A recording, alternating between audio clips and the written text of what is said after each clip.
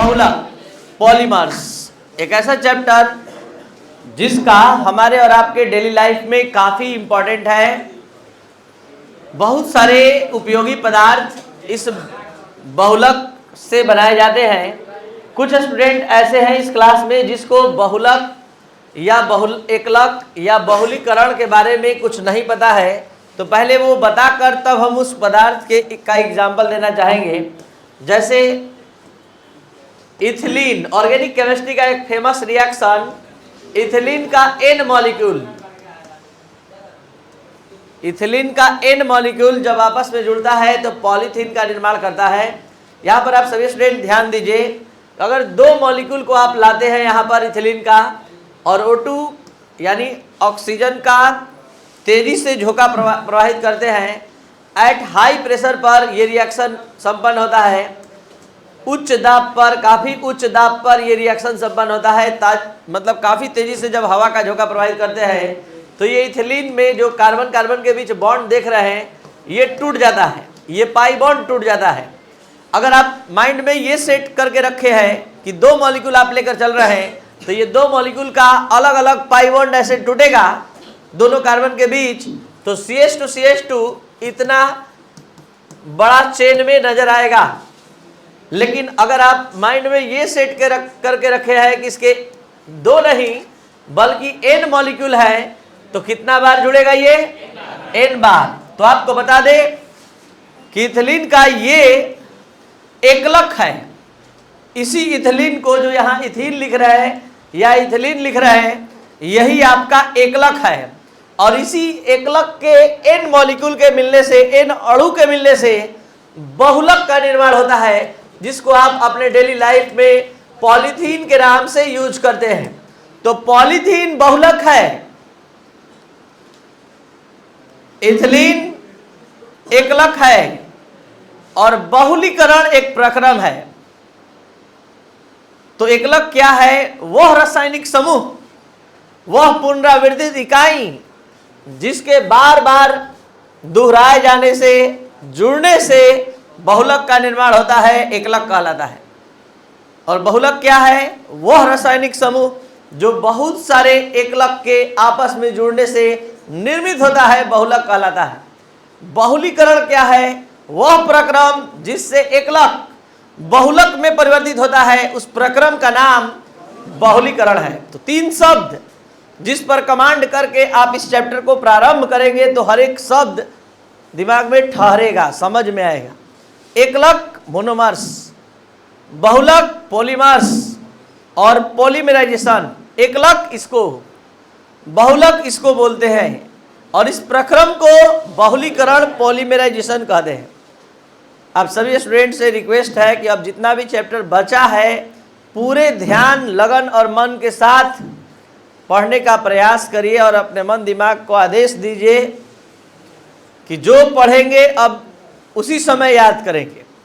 और हम भी उस ढंग से लेकर आपको चलने का प्रयास कर रहे हैं कि जितना चैप्टर, 2-3 चैप्टर बचा है, आप बढ़िया से पढ़कर यही क्लास में याद कर लें।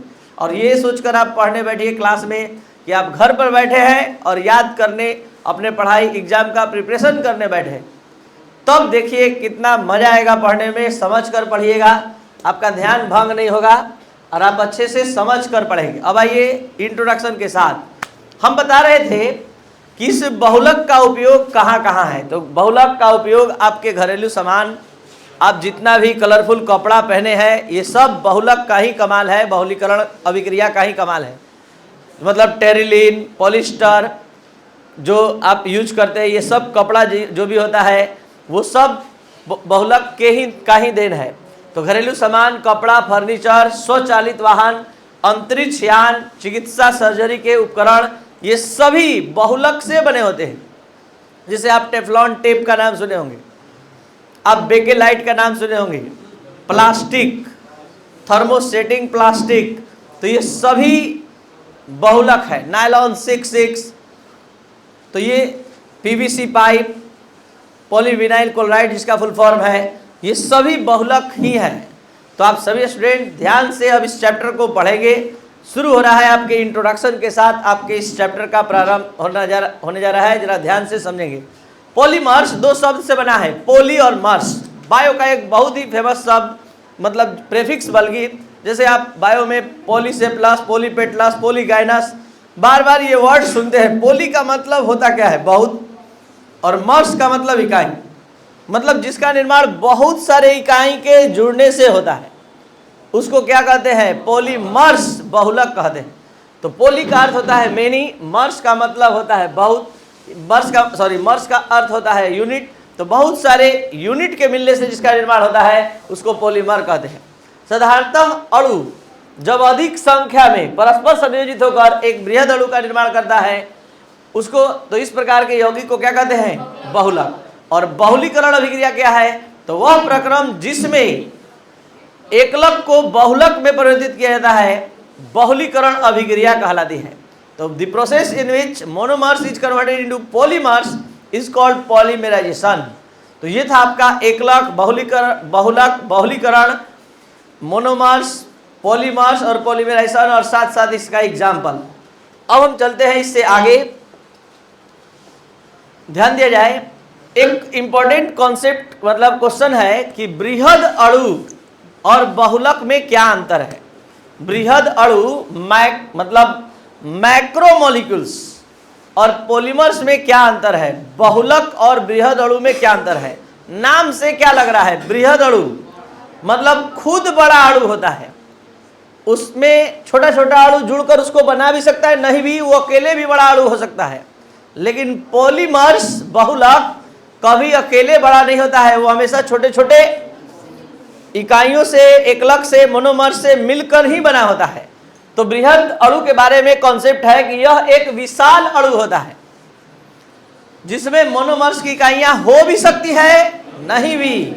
लेकिन पॉलीमर्स में ऐसा बात नहीं है, हमेशा मोनोमर्स से ही मिलकर पॉलीमर बनेगा। तो ये पॉलीमर और बृहद अणु में यही अंतर है कि बृहद अणु खुद एक बृहद अणु होता है, खुद एक बड़ा रासायनिक समूह होता है। ये मोनोमर्स की इकाइयों से बन भी सकता है, नहीं भी। लेकिन जहाँ तक पॉलीमर का सवाल है, हमेशा मोनोमर के छोटी छोटी इकाइयों से मिलकर पॉलीमर बनता है। क्लोरोफिल एक बृहद अणु है जिसका सूत्र आप सभी स्टूडेंट को याद है, C55H72O5N4Mg। आपके एग्जाम, बोर्ड एग्जाम में भी क्वेश्चन आ चुका है कि क्लोरोफिल में पाए जाने वाला धात्विक परमाणु कौन सा है? तो जवाब है मैग्नीशियम। एक अकेला मैग्नीशियम इसमें धातु है, बाकी सब अधातु है। तो मैग्नीशियम क्लोरोफिल में धातु के रूप में पाया जाता है। और यहाँ क्लोरोफिल एक बृहद अणु है माना जाता है क्योंकि इसमें मोनोमर्स नहीं है, होता है, ये डायरेक्ट एक बड़ा अणु है। तथा पॉलीथीन को एक बहुलक माना जाता है क्योंकि इसमें मोनोमर्स की इकाइयां होती है। और किसका मोनोमर्स की इकाई कौन सा होता है? इथिलीन। इथिलीन से मिलकर पॉलीथीन बना है। तो ये मोनोमर्स इसका कौन है? इथीन। जबकि क्लोरोफिल का कोई मोनोमर्स है? नहीं, वो खुद एक बृहद अणु है। तो ये बात ध्यान देंगे। जिस तरह से आप सभी स्टूडेंट जब पढ़े थे तत्वों का निष्कर्षण का सिद्धांत और प्रक्रम, तो वहां बताया गया था कि सभी अयस्क खनिज है, सभी खनिज अयस्क है, लेकिन सभी खनिज अयस्क एकदम उसी अंदाज में यहाँ सभी बहुलक बृहद अणु होते हैं, लेकिन सभी बृहद अणु बहुलक। तो यहाँ पर उसी अंदाज में इसको अपने माइंड में सेट करिएगा। अब आगे आपको बता दें कि ये चैप्टर, पूरा इस चैप्टर का अध्ययन बहुलक के वर्गीकरण में समाप्त होगा। वर्गीकरण बहुलक का अब हम प्रारंभ करने जा रहे हैं। बहुत सारे आधार पर हम लोग बहुलक का वर्गीकरण पढ़ेंगे और हर एक आधार तुरंत दिमाग में सेट हो जाएगा और आपको याद हो जाएगा। बस थोड़ा सा ध्यान देना है। जैसे पहला हम क्लासिफिकेशन लेकर आए हैं, classification of polymer on the basis of repeating unit. पुनरावृत्त इकाइयों के आधार, संरचनात्मक इकाइयों के आधार पर बहुलक का वर्गीकरण। दो प्रकार का बहुलक होता है, एक सम बहुलक और एक सहबहुलक। और आज के बाद आप देखते ही बता देंगे कि सम बहुलक है, सहबहुलक है। ये कैसे? तो देखिए, बस जानने भर का देर है कि ये कैसे जाना जाता है। तो सुनिए, जब बहुलक का निर्माण एक ही प्रकार के एकलक के जुड़ने से, इथिलीन इथिलीन इथिलीन इथिलीन जुड़कर पॉलीथीन बना दिया, तो एक ही प्रकार का अगर एकलक आकर बहुलक बनाएगा तो सम बहुलक। और जब एक से अधिक प्रकार के एकलक आएंगे, एक से अधिक प्रकार के एकलक भाग लेंगे, जैसे देखिए नायलॉन 66, इसमें दो तरह का एकलक भाग लिया, हेक्सामेथिलीन डाइएमीन और एडिपिक एसिड, दोनों मिलकर बना रहा है नायलॉन 66 को। आपको बता दें कि ये भी बहुलक है और पॉलीथीन भी बहुलक है, लेकिन पॉलीथीन सिर्फ इथीन के बार बार जुड़ने से बन गया। यहां ऐसा नहीं हो रहा है, यहां एक टाइप के केवल हेक्सामेथिलीन डाइएमीन के आने से नहीं बनने जा रहा है, यहां साथ साथ एडिपिक एसिड आया, दो तरह का एकलक आया, जुड़ा, तब बना नायलॉन 66। तो जब दो या दो से अधिक प्रकार के मोनोमर्स आपस में जुड़ेंगे तब जाकर सहबहुलक का निर्माण होता है। तो आज के बाद सहबहुलक का निर्माण देखते ही आप समझ जाएंगे कि ये सहबहुलक है और ये समबहुलक है। जब एक ही प्रकार का एकलक आएगा तो समबहुलक, जब एक से अधिक प्रकार का आएगा तो ये नायलॉन 66 क्या चीज का एग्जाम्पल है, जबकि इथिलीन पॉलीथीन का एग्जाम्पल, पॉलीप्रोपिलीन का एग्जाम्पल, पॉलीप्रोपिलीन, प्रोपिलीन प्रोपिलीन जुड़कर पॉलीप्रोपिलीन बनाता है, समबहुलक पॉलीप्रोपिलीन होगा। तो यहां पर आप किस आधार पर अभी बहुलक का वर्गीकरण किए, पुनरावृत्त संरचनात्मक इकाइयों की प्रकृति के आधार पर बहुलक का वर्गीकरण, जिसमें क्या बताया गया, दो तरह के बहुलक होते हैं, समबहुलक और सहबहुलक, होमोपॉलीमर और कोपॉलीमर। वैसे बहुलक जिनकी पुनरावृत्त संरचनात्मक इकाइयां केवल एक ही प्रकार के मोनोमर्स की इकाइयों से मिलकर बनी होती है, उसे क्या कहते हैं, सहबहुलक। समबहुलक जैसे एग्जाम्पल पॉलीथीन। सहबहुलक वैसे बहुलक जिनकी पुनरावृत्त संरचनात्मक इकाइयां दो या दो से अधिक प्रकार के मोनोमर्स से मिलकर बनी होती है, उसे क्या कहते हैं, समबहुलक। इसका एग्जाम्पल क्या है, नायलॉन 66।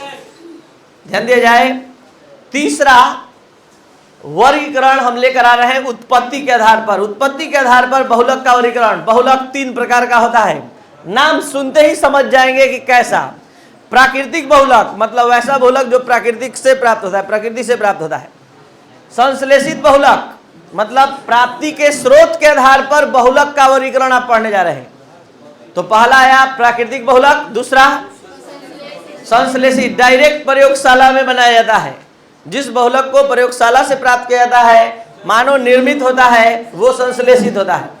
और एक होता है अर्ध संश्लेषित बहुलक, जो प्राकृतिक बहुलक से लैब में तैयार किया जाता है, लेकिन प्राकृतिक बहुलक से तैयार किया जाता है, तो उसको हम अर्ध संश्लेषित बहुलक कहते हैं। तो तीन प्रकार का होता है, नेचुरल पॉलीमर, सिंथेटिक पॉलीमर और सेमी सिंथेटिक पॉलीमर।